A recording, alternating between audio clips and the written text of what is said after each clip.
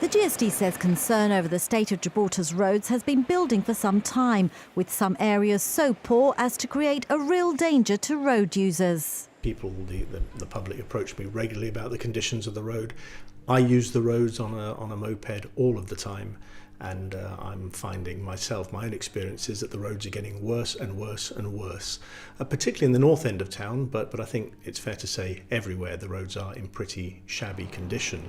And my fear is that if we allow the situation to continue to degenerate, we're going to end up with people having accidents, if they're not already having accidents, because of the poor state of the road, potholes, ruts. It is a matter of some public concern.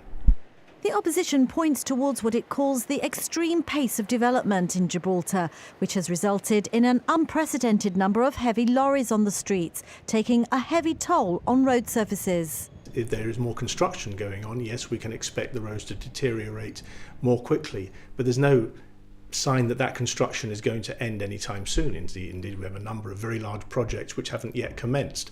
So on that basis, if the government is taking the line that they will do nothing until all construction is finished, well, we're just going to have dirt tracks by the end of that. We'll have crumbled surfaces everywhere. The only area I'm aware of at the moment that's being resurfaced is the area around Cumberland Road, the Cumberland area.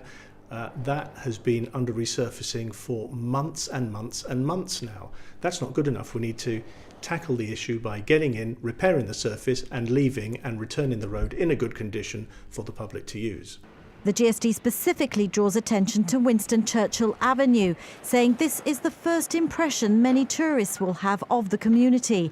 And of the government's recently announced pilot scheme for cycling in Gibraltar, the GSD says the roads are verging on dangerous. I would say the roads are in no state for almost any form of two-wheel transport, let alone bicycles. If the government is really serious about encouraging people onto bikes, the first move I would suggest is to make the roads in a good enough condition in order to be able to ride safely on bikes, scooters or whatever other form of non-motorised transport you may choose.